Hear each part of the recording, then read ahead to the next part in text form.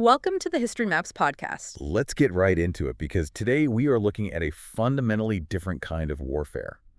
Right. Usually when military historians analyze a campaign, there is this expectation of a slow, grinding progression. Yeah, you think of it like a chess match. A monarch moves a pawn, maybe takes a border fort, establishes a supply line. Exactly. They wait out the winter and inch forward. Both sides are playing on the same board, using the exact same fundamental rules of physics and logistics. It is a linear, highly predictable rhythm of warfare. I mean, it defined European conflicts for centuries.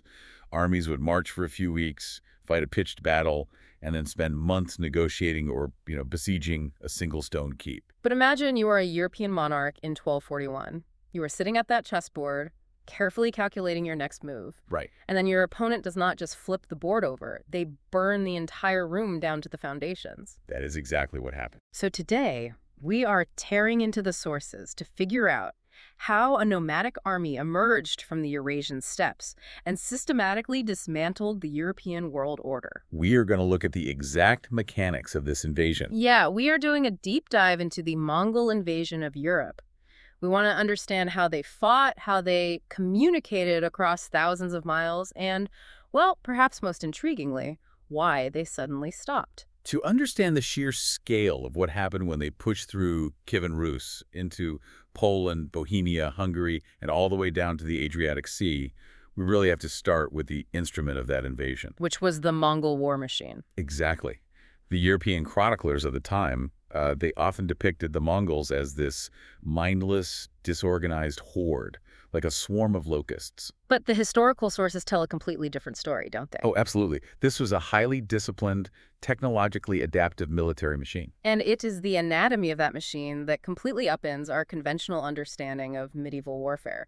I mean, it begins with their organizational structure. Yeah, Genghis Khan implemented a strict decimal system that fundamentally rewired nomadic society. Let's break that down for the listener. You had the Arbans, right? Raidams were squads of 10 men. Mm. Then 10 Arbans formed a Jagun of 100 men. Okay, so it scales up by tens. Exactly. 10 Joguns made a Garand of 1,000, and 10 Garands constituted a Tumen, which is a massive division of 10,000 soldiers. But the brilliance here is not just the math, is it? It is the sociology behind it. Well, yeah, because the decimal system was a deliberate tool of social engineering. On the steppe, loyalty was traditionally tribal. You followed your clan chieftain. That makes sense. But Genghis Khan systematically broke those affiliations by deliberately mixing men from completely different, often historically hostile tribes into the same Arban. Oh, so suddenly your survival depended not on your bloodline, but on the 9 other men standing next to you. Exactly. Loyalty was forcibly redirected away from local chieftains, directly to the appointed commanders, and ultimately to the Khan himself. It forged a unified meritocratic command structure out of deeply fractured nomadic groups. And that diversity extended well beyond just mixing different Mongol tribes. The sources show us an army that was an incredibly complex coalition. It really was. The leadership and the elite heavy cavalry were Mongol, specifically drawn from the Borjigin clan and their close allies. But the rank and file were up to 70 to 80% Turkic nomads, right? Peoples Right. like the Cumans and the Bashkirs who had been incorporated into the empire. Yeah, and it does not stop with cavalry. They conscripted Chinese siege engineers to build their artillery, and they utilized Iranian bureaucrats to manage the complex logistics of taxation and supply. They operated almost like an imperial sponge. That is a great way to put it. The Mongol leadership possessed a deep, ruthless pragmatism. They recognized that light cavalry could dominate the open plains, but to actually hold territory, to capture walled cities, and to extract wealth efficiently, they needed the specialized skills of sedentary civilizations. So they assimilated Chinese metallurgy, Islamic financial administration, and Persian engineering, and synthesized it all under a highly mobile command structure. Right. And let us get into the actual physics and mechanics of the individual soldier, because this is where the technological gap becomes stark. Yeah, when you picture a medieval steppe warrior, you might just think of a guy on a horse with a simple bow. But the Mongol warrior was carrying devastating firepower.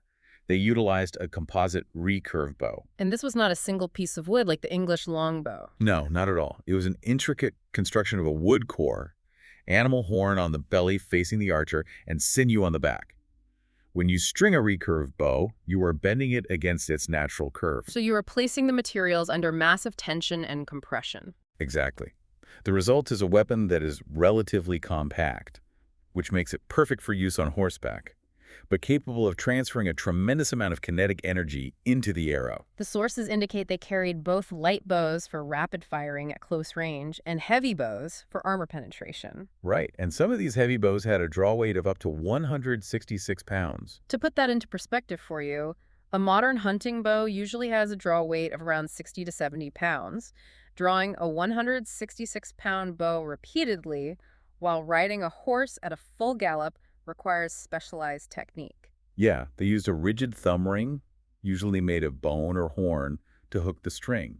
That allowed them to hold that massive weight without destroying their fingers. And they timed their release for the exact millisecond when all four of the horse's hooves were off the ground, ensuring a completely stable platform. It is incredible precision, Yeah. and we cannot discuss their mobility without addressing their remount system. Right, because a European knight might have one or two expensive war horses. But a Mongol soldier traveled with a string of 2 to 3 ponies, sometimes up to 5, and these were not the massive grain-fed destriers of Europe. They were sturdy, resilient steppe ponies capable of digging through winter snow with their hooves to find forage. Exactly.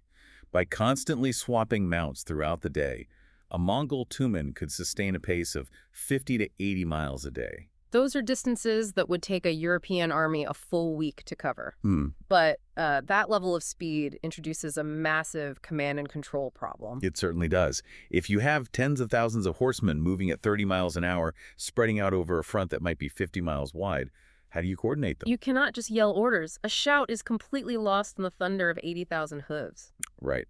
Our sources describe a system of battlefield communication that feels almost modern. They used a combination of distinct flag signals during the day. And at night, or in heavy smoke, they relied on massive kettle drums. Exactly. The commander would situate himself on a vantage point, often removed from the immediate fighting, just observing the flow of the battle. He functioned like an orchestra conductor. So a specific sequence of drum beats would signal a flank to wheel left, or a central unit to execute a feigned retreat. Yeah, this allowed the Mongol leadership to operate entirely inside the opponent's decision cycle. By the time a European commander realized his flank was exposed and attempted to send a runner with verbal orders, the Mongol formation had already shifted, attacked, and repositioned. They combined that high-speed coordination with tactics designed to break the enemy psychologically before the main engagement even started. Right, and one of the most brutal mechanisms recorded in the sources is the use of the Karash. This is a really tough one to read about. When the Mongols approached a fortified city or a dug-in army, they did not immediately send their own valuable troops into the vanguard. No, they used captured local populations. Peasants, merchants, surrendered soldiers. They used them as human shields.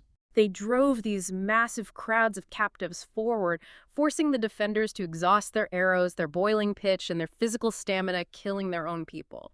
Only when the defenders were demoralized and out of ammunition did the Mongol heavy cavalry and siege engineers move in.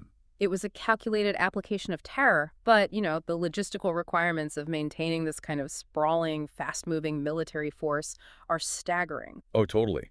How do they feed, supply, and direct these tumens across thousands of miles of hostile territory? Right. If we look at a modern military doing combined arms warfare coordinating infantry, artillery, and air support, they rely on satellites, digitized supply chains, and massive logistical tails. And the Romans had paved roads and extensive written ledgers. But the Mongols were a nomadic society without that kind of static infrastructure. So how did they actually manage the mechanics of this supply chain across the Eurasian landmass? Well, the backbone of their logistical network was the YAM system.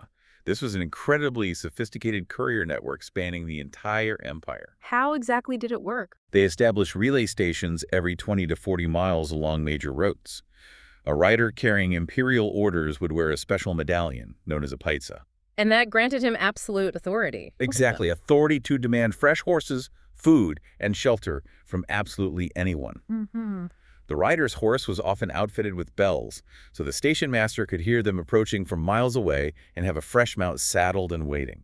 A message could travel 200 miles a day across the continent. Yeah, and beyond the YAM system, it comes down to the absolute unyielding discipline enforced by the Yasa Genghis Khan's legal code. In a European feudal army, a duke might argue with a king about where to position his troops. But in the Mongol army, a commander failing to arrive at a designated rendezvous point on the exact day specified was summarily executed. That is intense, and they did not need vast libraries of written tactical doctrine because their maneuvers were ingrained through massive continent-wide hunting expeditions called the Nurge, right? Right. They would form a ring of tens of thousands of men, slowly constricting over hundreds of miles, driving all the wild game into a central killing zone. Coordinating that hunt was the exact same logistical exercise as encircling a hostile nation. So, with that machine refined and tested across Asia, the Mongol leadership turned their attention westward. Yeah, their first major European target was the vast, forested expanse of Kievan Rus, which was a loose federation of principalities covering much of modern-day Ukraine, Belarus, and Western Russia. To understand the invasion of Kievan Rus, we really have to look at the chilling prelude that occurred 15 years earlier. Right back in 1223. Two of Genghis Khan's greatest generals, Subutai and Jadai, were engaged in what was essentially an 8,000-mile reconnaissance in force around the Caspian Sea. And they encountered a massive coalition army of Rus princes and Cuman nomads at the Kalka River. Right. Subutai used a classic feigned retreat. He had his vanguard turn and flee, drawing the Rus army into a disorganized, strung-out pursuit that lasted for 9 days. 9 days of running. And once the Rus horses were exhausted and their formations completely broken, Subutai turned his main force around and annihilated them. The aftermath of the Battle of the Kalka River established a profound psychological baseline. The Mongols captured several prominent Rus princes. And Mongol tradition dictated that noble blood should not be spilled upon the earth, right? Yes. So they bound the princes, laid them on the ground, and constructed a heavy wooden platform over them. That is so deeply unsettling. It is. The Mongol commanders then held their victory banquet on top of the platform, slowly crushing the Rus nobility to death while they ate and celebrated. You would assume that having your leadership crushed under floorboards would serve as an unmistakable warning to the entire region. You would think so. It proved that this was not just a typical border skirmish. Yet, when the main invasion force under Batu Khan Genghis Khan's grandson arrived in 1237, the Rus principalities were utterly unprepared. The campaigns from 1237 to 1240 were a systematic dismantling of the region. Batu Khan approached the city of Ryazan first, His envoys demanded a tithe, a tenth of all their wealth and horses. and the princes of Ryazan refused, barricading themselves behind their wooden walls. The Mongols did not lay a slow, starving siege as a European army might. They rapidly constructed heavy catapults and bombarded Ryazan continuously for 5 days, breaching the fortifications and slaughtering almost the entire population. From there, the machine moved with terrifying efficiency. They burned Moscow, which was a relatively small wooden town at the time. They moved on to Suzdal, Vladimir, Torchok, and Chernigov. The mechanics of how they move through this specific environment are what really highlight their adaptability. Oh, totally. If you are a medieval European commander, you absolutely avoid winter warfare. The mud, the deep snow, the inability to forage for grain, it makes moving a large army virtually impossible. Armies went into winter quarters and waited for the spring thaw. But the Mongols looked at the brutal Russian winter and weaponized it. They did not see impassable terrain. They saw a paved highway system. The dense, primeval forests of Kievan Rus were a natural barrier to cavalry, but in the depths of winter, the major rivers froze solid. Right. The Mongols drove their Tumans directly down the ice of the Volga and the Dnieper rivers, bypassing the forests entirely. The cold was a familiar, manageable environment for men raised on the Mongolian plateau. They struck cities in the dead of winter when the defenders were completely isolated and convinced no large army could possibly reach them. The culmination of this campaign was the fall of the capital itself, Kiev, in December 1240. To give you a visceral sense of what the Mongols left behind, we can look at the eyewitness account of Friar Giovanni di Plano Carpini. Yeah, he was an emissary sent by the Pope, and he traveled through the ruins of Kiev in 1246. That is a full 6 years after the city was destroyed. He recorded passing through a landscape where the fields were literally white with the scattered skulls and bones of the dead. It is a haunting image. He noted that Kiev, which had been a thriving metropolis of roughly 50,000 people, had been reduced to a mere 200 standing houses. And the inhabitants who survived were reduced to abject slavery. This absolute devastation raises a critical question about the structural vulnerability of Kievan Rus. It does. Why did a vast, populous, and heavily fortified region collapse so quickly? The answer lies in their political architecture, specifically the appanage system. Let us explain how this appanage system functioned in practice, because it is essentially a recipe for endless civil war. Right, rather than a kingdom passing cleanly from a father to his eldest son, the Rurik dynasty in Kievan Rus operated on a system of lateral succession. So when a grand prince died, the territory was divided among his brothers and then eventually his sons, who were constantly rotating between different cities based on a complex hierarchy of seniority. Yeah, it is like a mafia family where every uncle and cousin believes they are next in line to be the boss. The result was that the Rus princes were permanently locked in bloody, exhausting internal feuds over who controlled which city. It created deep political paralysis. When Batu Khan's forces besieged Ryazan, the Prince of Ryazan sent frantic riders to the Grand Prince of Vladimir begging for reinforcements. And the Grand Prince refused to send his army, right? Exactly. He calculated that if Ryazan fell, a rival power center would be eliminated, improving his own political standing. He completely failed to understand that the Mongols intended to consume them all. I look at this political failure and I draw a direct analogy to corporate behavior. Oh, how so? Well, it is like watching two fiercely competing regional businesses actively trying to bankrupt each other, and suddenly a massive multinational conglomerate launches a hostile takeover bid that is mathematically guaranteed to liquidate both of their companies. Oh, I see. Instead of merging their assets and fighting the conglomerate, they keep undercutting each other's prices right up until the moment the liquidators lock the doors. Why could the Rus princes not comprehend the existential threat? They had the warning of the Kalka River 14 years earlier. Well, it is the human tendency to frame new, unprecedented threats through the lens of familiar experiences. The Rus princes were entirely accustomed to nomadic incursions. Right. Groups like the Pechenegs and the Cumans frequently raided across the borders. Yeah, they'd burn a few villages, extract some silver, and ride back into the steppe. The Rus leadership categorized the Mongols as just another, perhaps slightly larger, raiding party. They could not conceive of a nomadic force possessing the administrative capacity, the siege engineering, and the singular imperial will to permanently occupy and subjugate fortified stone and timber cities. By the time they realized the Mongols were fighting a war of total annihilation, their isolated armies were being systematically destroyed one by one. So, as Kiev is reduced to a landscape of skulls and the political structure of the Rus is shattered, the Mongol vanguard reaches the borders of Central Europe. Right, and a common misconception here is that Europe was entirely blind to this threat, that the Mongols just materialized out of the mist without warning. But when we dig into the primary sources, specifically the Ottoburin letter collection, we find a highly active information network desperately trying to sound the alarm. The Ottoburin letters are a fascinating diplomatic archive. They were compiled in 1241 by an anonymous monk at the Ottoburin Abbey in Swabia, in what is now southern Germany. And this archive definitively proves that detailed intelligence about the Mongol war machine was flowing directly into the courts of Western Europe. Yes, and the content of that intelligence was remarkably accurate. We have reports gathered by Brother Julian. He was a Hungarian Dominican friar, right? Yeah, he had actually traveled east to the Volga River region in the 1230s to locate the ancestral homeland of the Hungarians. He witnessed the Mongol subjugation of the Volga Bulgars and rushed back to Europe to warn King Bela IV of Hungary. We also have the desperate diplomatic correspondence from King Bela himself, sending envoys to the Pope, to Emperor Frederick II, and to King Conrad IV, pleading for military aid. We even see letters from King Wenceslaus I of Bohemia detailing the tactical movements of the Mongol vanguard. The mechanics of how this intelligence traveled are quite revealing of European infrastructure.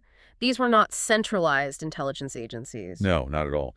The communication network relied heavily on the mendicant orders, primarily Franciscan and Dominican friars. So these monks functioned as diplomatic couriers, traveling on foot or mule across the Alps. Yeah, carrying heavy parchment letters secured with authenticating wax seals.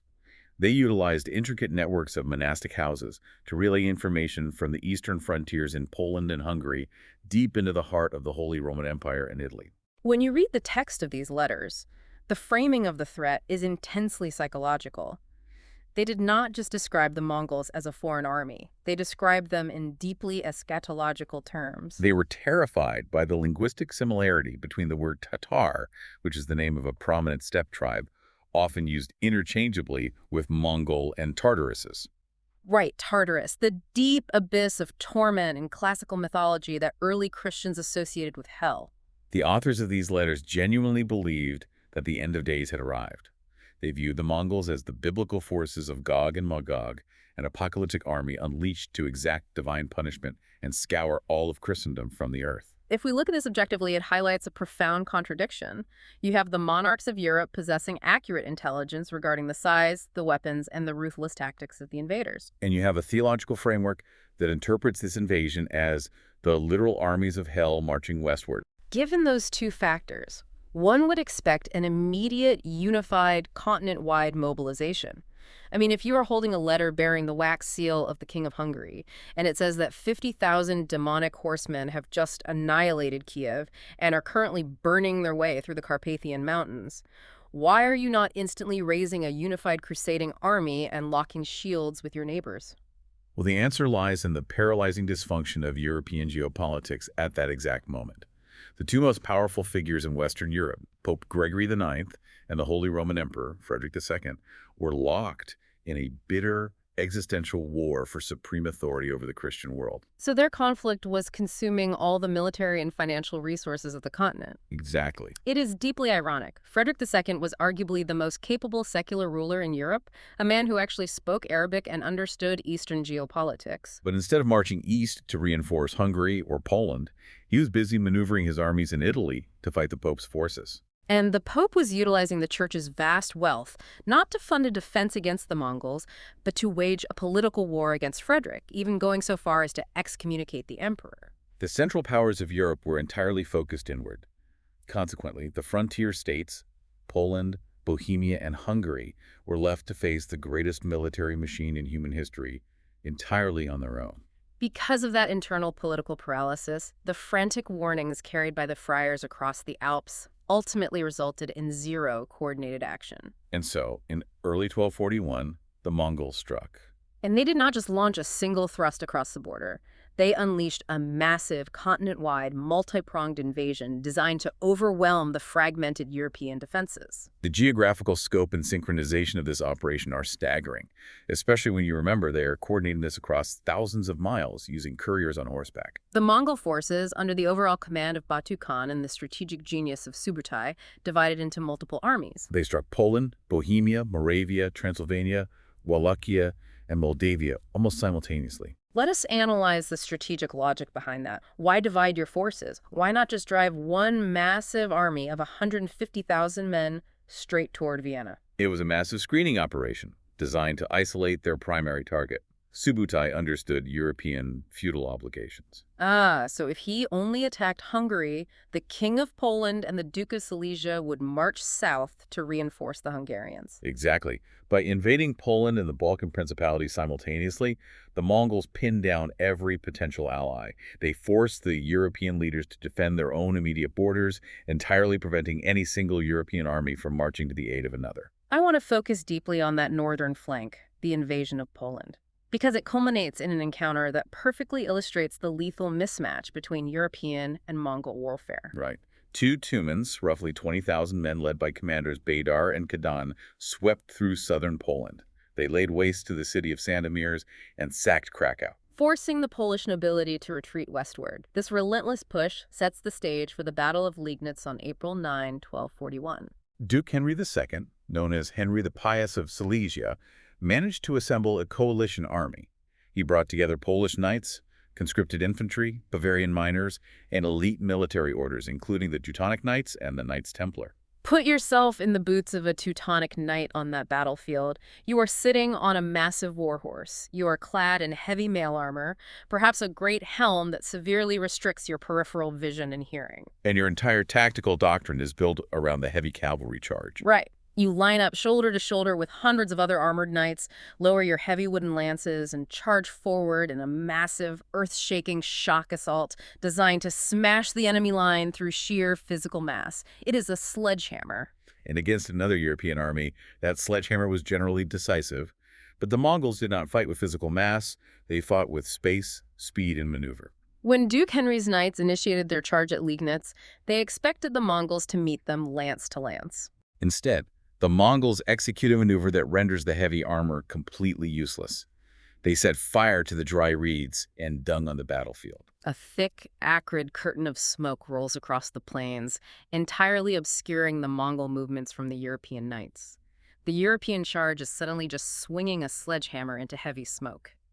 As the knights plunged into the smoke, losing their cohesion and momentum, the Mongols utilized their mobility to encircle them, and they did not aim their arrows at the heavy armor of the riders. They targeted the unarmored horses, they shot the mounts out from under the knights. Yeah.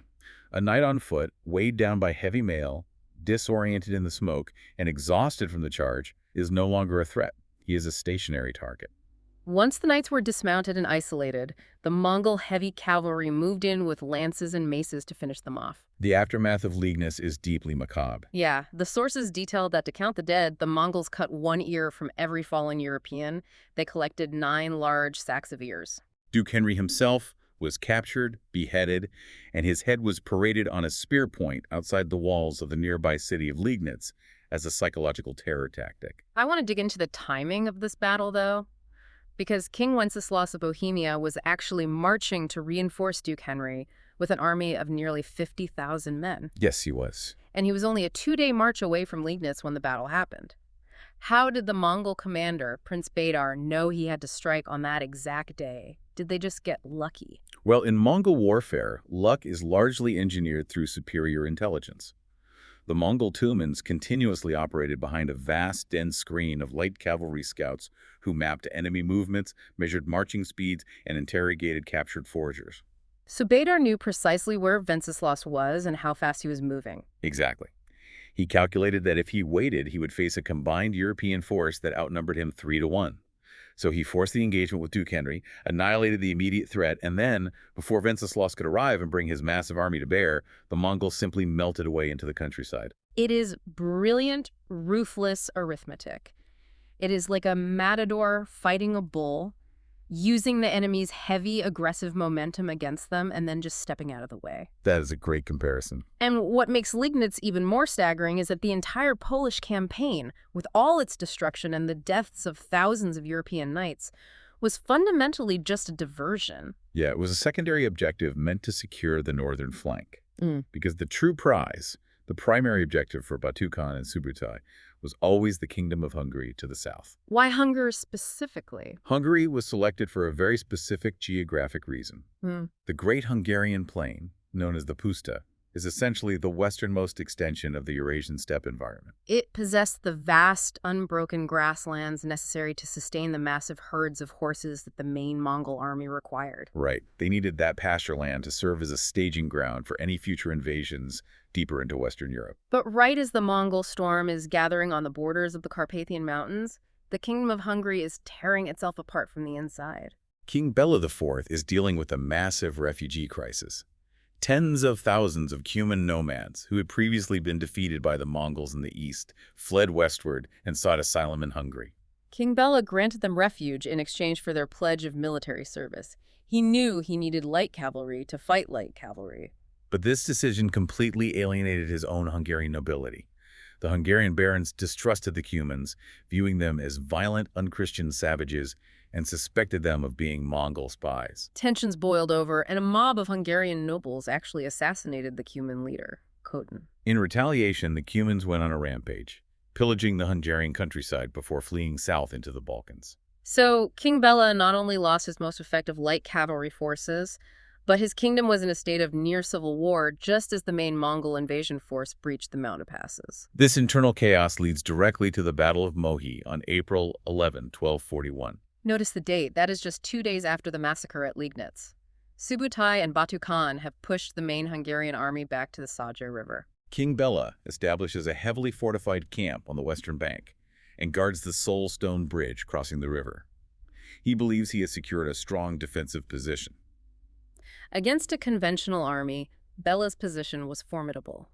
But Subutai's tactical execution at Mohi is a masterclass in engineering and maneuver. He recognized that launching a frontal assault against the fortified bridge would result in unacceptable casualties. So, in the dead of night, while Batu Khan launched a diversionary attack on the main bridge to hold the Hungarians' attention, Subutai led a contingent south. He ordered his engineers to construct a pontoon bridge across a deep, swampy section of the river that the Hungarians had deemed completely impassable. Building a pontoon bridge in the dark, through a marsh, in total silence, while a battle is raging upstream, requires an astonishing level of discipline and engineering skill. By dawn, Subutai had crossed the river and completely outflanked the Hungarian camp. At the same time, to break the stalemate at the main bridge, the Mongols deployed heavy siege equipment.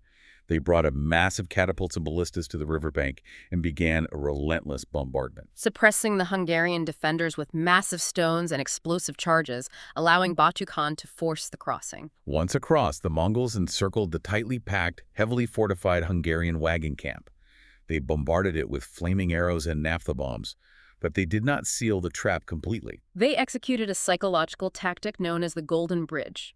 The mechanics of the Golden Bridge tactic are deeply unsettling because they weaponize basic human psychology. They deliberately left a small, highly visible gap in their encirclement, a seemingly clear, open path leading westward back toward safety. Inside the camp, the Hungarian soldiers are being burned alive, their formations are breaking down, panic is setting in, and they look out and see this one avenue of escape. A surrounded army, realizing they have no hope of survival, will dig in and fight to the death with desperate, horrific ferocity. It is a costly fight for the besieger. But a fleeing army is a completely different entity. The moment a soldier believes he can survive by running, he throws away his heavy shield, drops his weapons, and abandons his comrades. As the panicked Hungarians surged out of the camp and funneled into that deliberate gap, they string themselves out over miles of marshland.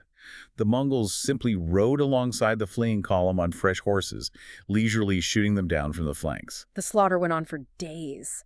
The sources estimate the casualty figures at somewhere between 40,000 and 70,000 dead. The entire royal army of Hungary was functionally wiped out. The Mongols systematically occupied the Great Hungarian Plain, setting up local administrations to extract taxes and grain. But as they consolidate their hold, we see moments that challenge our typical perception of Mongol warfare. Look at the siege of the citadel of Esztergom. Esztergom was the capital and the religious heart of Hungary. The Mongols sacked the wooden city, but the stone citadel held out. It was defended by a coalition of forces, notably including a Spanish knight named Simon who commanded a unit of highly trained crossbowmen. The crossbows inflicted devastating casualties on the Mongol engineers and cavalry, preventing them from taking the walls. And later that year, during the Christmas Day assault on the city of Buda, the Mongols deployed Chinese fire arrows against the fortifications. We are talking about early incendiary rockets powered by primitive gunpowder. We usually visualize the Mongols purely as a massive horde of horse archers galloping across the open steppe.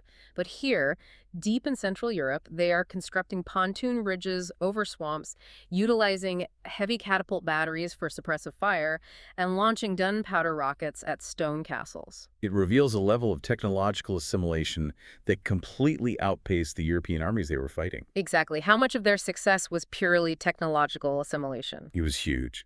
It highlights their greatest strength, a complete lack of cultural ego when it came to warfare.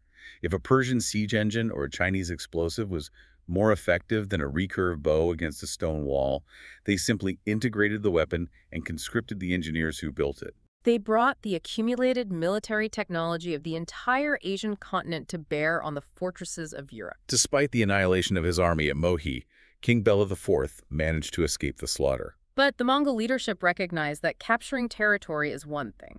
To permanently pacify the region and legitimize their rule, they needed to eliminate the head of state. This initiates one of the most relentless manhunts in medieval history.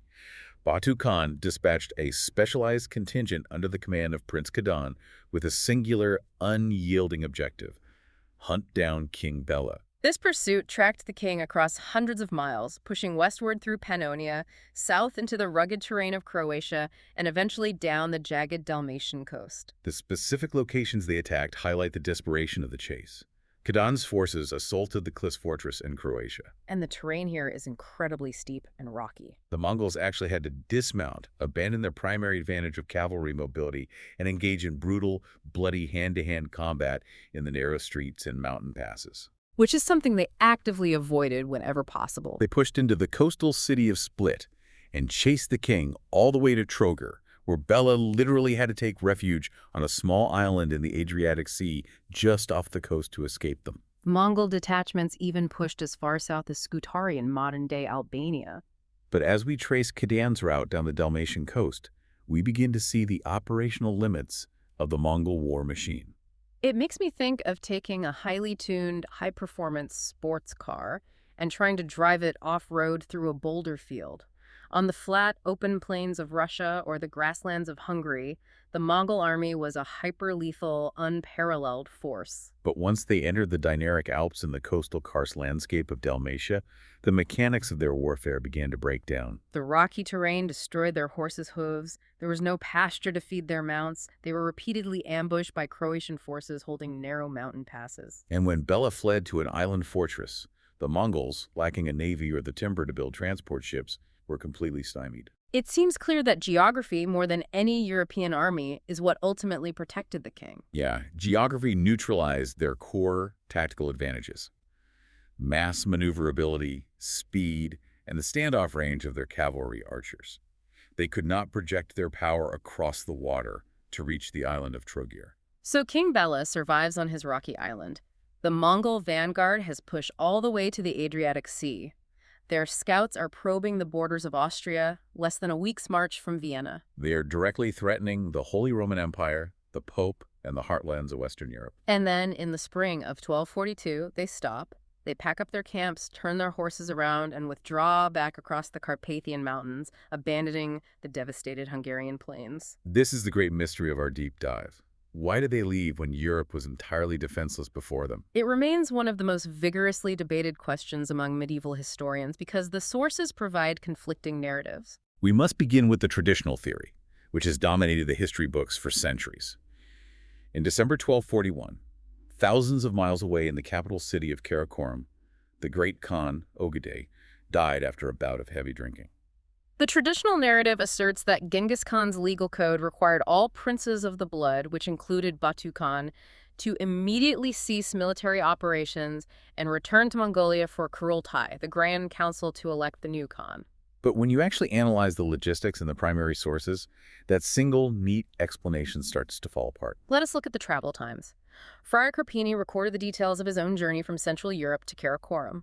Riding on horseback using the efficient Yam relay system, the journey took months of grueling travel. News of Ogedei's death likely did not reach Batu Khan in Hungary until the late spring of 1242. Furthermore, Batu Khan hated the man who was likely to succeed Ogedei Khan. Batu never actually went back to Mongolia for the election. He stopped his withdrawal at the Volga River and stayed there to consolidate his power and put down a rebellion by the Cuman tribes. Which means the political succession crisis, while a contributing factor, cannot fully explain the sudden abandonment of Hungary. This realization has driven modern researchers to employ cross-disciplinary approaches to find alternative explanations. One of the most compelling recent avenues of research is the environmental hypothesis, pioneered by researchers like Ulf Bunken and Nicola di Cosmo. This is where we bring in the dendroclimatology. We are using modern science to decode medieval history. How does analyzing tree rings actually tell us why the Mongols retreated? Dendroclimatology analyzes the growth rings of ancient trees, often taking core samples from the preserved timber beams of historic European buildings. The width of a tree ring corresponds to the weather conditions of that specific year. A thick ring indicates a warm, wet, favorable growing season. A thin ring indicates harsh conditions, either severe cold or drought. The tree ring data from Central Europe shows a very specific anomaly. The years leading up to 1241 were characterized by warm, dry summers, which provided excellent pasture for the Mongol horses. But the rings for early 1242 show a sudden, severe shift to an anomalous period of intense cold and heavy precipitation. So the argument is that this sudden climate shift fundamentally altered the battlefield environment. The heavy spring rains and melting snow swelled the Danube and the Sajo rivers, flooding the vast Hungarian plains and turned the grasslands into an endless muddy marsh. This environment theoretically reduced the available grass for their hundreds of thousands of horses, induced widespread famine among the herds, and severely hampered the mobility of the Mongol cavalry, trapping them in the mud. It is a strong hypothesis, but historical analysis requires us to test every theory. The counter-environmental theory, championed by other historians, points out a critical flaw in that logic. In a steppe environment, increased spring rain generally improves pasture yields. It makes the grass grow thicker and taller, which means more food for the horses, not less. Furthermore, to argue that mud and marshes forced the Mongols to retreat ignores their extensive operational history. They were highly adept at operating in marshy environments. After all, Batu Khan eventually established his permanent capital, Sarai, directly in the sprawling, swampy delta of the Volga River. So if it was not just a political crisis back in Mongolia, and the weather data is heavily contested, what actually drove them out? I find the strategic and logistical theory, presented by military historians like Stephen Pao, to be the most comprehensive explanation. He argues that the Mongol invasion of Hungary essentially suffered from catastrophic success. Catastrophic success is a highly relevant concept here. By annihilating the Hungarian royal army at Mohi, slaughtering the nobility, and systematically burning the agricultural infrastructure of the countryside, the Mongols created an absolute administrative vacuum. Right. They destroyed the very state apparatus they needed to sustain themselves. The Mongols were conquerors and nomadic pastoralists. They were not grain farmers. You cannot feed an occupying army of over 100,000 men, plus their captives and several 100,000 horses, indefinitely just by plundering ruined, burning villages. They needed local administrators to organize harvests and collect taxes, but they had killed them all, and they failed to capture King Bela, who could have been forced to legitimize their rule. Additionally, the logistical burden was compounding rapidly.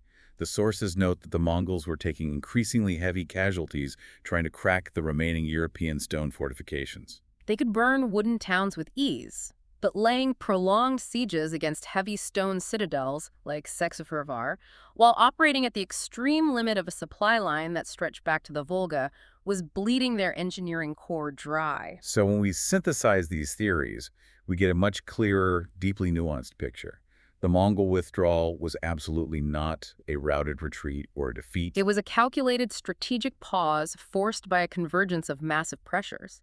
You have severe campaign fatigue after years of constant warfare. You have supply lines stretched to their breaking point across a devastated, famine-stricken landscape. You have the political uncertainty surrounding the succession crisis thousands of miles away. And you face the grueling prospect of a grinding war of attrition against heavily fortified stone castles without local agricultural support. It perfectly underscores how historical events of this magnitude are rarely driven by a single variable. I mean, consider how modern historical analysis, combining climate science and archaeology, changes our understanding of texts written centuries ago. The Mongol command staff evaluated the complex strategic landscape, the logistics, the politics, the geography, and made a highly rational imperial decision. They chose to pull back and consolidate their newly conquered territories along the fertile, easily defended lines of the Volga River, rather than overextend their forces in a shattered, heavily fortified, and politically unstable Central Europe. And while the Mongols physically withdrew from Central Europe in 1242, the geopolitical reality they left behind was permanently altered. The fallout from this brief, intensely violent encounter reshaped the trajectory of the continent for centuries to come. The demographic impact alone is staggering. Let us look at the Kingdom of Hungary. Modern historical estimates suggest that Hungary lost between 15 to 50% of its total population. We are talking about hundreds of thousands of people lost to outright slaughter, mass enslavement, and the severe famines that followed the destruction of their agricultural base. King Bela IV returned to a kingdom of ashes. But he learned a brutal existential lesson from the invasion.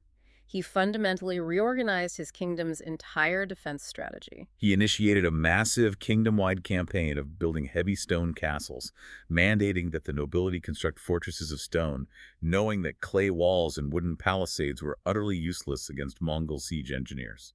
And if we look further east, the legacy of the invasion was even more profound and enduring. By halting their withdrawal at the Volga River, Batu Khan established the Western Khanate of the Mongol Empire, which became known as the Golden Horde. This inaugurated a deeply complex period in Russian history, often referred to as the Tartar Yoke.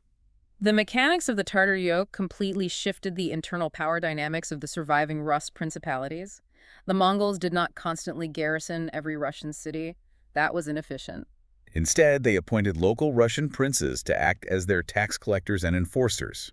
They utilized a system of census-taking and tribute-gathering overseen by Mongol officials known as Daragachi. Certain princes, most notably Alexander Nevsky and later the leaders of the relatively minor city of Moscow, like Ivan I, recognized that cooperating with the Khans was the path to dominance. Moscow was highly efficient at gathering this tribute and brutally suppressing any uprisings against Mongol rule by rival Russian cities. In return for this loyalty and steady flow of silver, the Khans of the Golden Horde threw their immense military backing behind Moscow, granting them the title of Grand Prince. This dynamic directly facilitated the rapid rise of Moscow as the dominant political and economic power in the region, permanently eclipsing the ruined, depopulated city of Kiev. This political restructuring brings us directly into the heart of the Eurasianist historical debate. Did the 2.5 centuries of Mongol occupation permanently sever Russia from the developmental, economic, and cultural trajectory of Western Europe? Some historians argue that the absolute, unquestioning authority demanded by the Khans embedded a deep, lasting legacy of autocracy, massive centralization of power, and strict militarization into the very DNA of the Russian state apparatus. The cultural blending was undeniable and systemic. The administrative systems, the census, the postal roads, these were all modeled on Mongol institutions. And the integration reached the highest levels of society. Genealogical records indicate that as late as the 17th century, up to 15% of the Russian nobility could trace their family lineage directly back to the Mongol and Turkic elites of the Golden Horde. It is also crucial to emphasize that the Mongol threat did not simply evaporate after 1242. We often treat the withdrawal as a clean break, but it was not. The Golden Horde mounted massive, highly destructive subsequent raids and incursions into Poland, Lithuania, Byzantine Thrace, Bulgaria, and Serbia, well into the late 13th and early 14th centuries. They remained a persistent, looming, and shaping pressure on the eastern borders of Christendom for generations. Analyzing the dual nature of this monumental event is vital. Yes, it was an era of unimaginable trauma and demographic collapse, but the Mongol Empire also violently shattered the barriers of isolation between East and West. By unifying the vast expanse of the Eurasian landmass under a single, albeit loose, political and economic umbrella, the Pakra Mongolica, they opened the Silk Road trade routes. They forced insular European kingdoms to radically adapt their military strategies, to fortify, to innovate their technologies. And eventually, the relative safety of these interconnected trade networks spurred Western diplomats, merchants, and travelers to venture deep into Asia for the first time. It really forces you to reflect on how a single, incredibly violent decade completely rewired the power centers of Eastern Europe. If the Mongols had not systematically crushed the paralyzed appanage system and brought Kiev to the ground, would a minor outpost like Moscow ever have gathered the centralized wealth and political power to eventually become the seat of the Russian Empire? The entire modern political map of Eastern Europe, the borders and the centers of power we recognize today, was essentially forged in the fires of the Golden Horde. It is a highly compelling perspective. The geopolitical ripples of those cavalry charges across the frozen rivers of Rus are still distinctly visible in the political geography of the world today. Let us take a moment to review the massive scope of what we have covered today. We track the anatomy of a highly organized, technologically advanced nomadic war machine from its origins on the steppe. We followed them as they weaponized the harsh winters to annihilate the fragmented principalities of Kiev and Rus. We saw the terror spread through the frantic, eschatological communication networks of the Swabian monks across the Alps. We witnessed the utter destruction of European heavy cavalry at the Battle of Liegnitz, the tragic psychological trap of the Golden Bridge and the bloody marshes of Mohi, and the desperate island-hopping pursuit of a European king down the rocky Dalmatian coast. Finally, we parsed the complex climatic, logistical, and political reasons for their sudden withdrawal and examined the heavy, transformative Tartar yoke they established over Eastern Europe. I want to leave you with a final, provocative concept to mull over as we close. Think back to the Mongol strategy of technological assimilation, specifically at the battles of Mohi and Buda. The Mongols introduced Chinese gunpowder in the form of incendiary fire arrows and primitive explosive bombs to European battlefields for the very first time. Consider how this brief, intensely violent encounter may have actually seeded the very explosive technologies that European nations would later adopt, refine, mass-produce, and eventually use to project their own power and dominate the globe in the centuries to come. The spark that eventually fueled European global expansion may very well have been delivered on the tip of a Mongol arrow. Thank you for listening. History Maps. Learn history visually.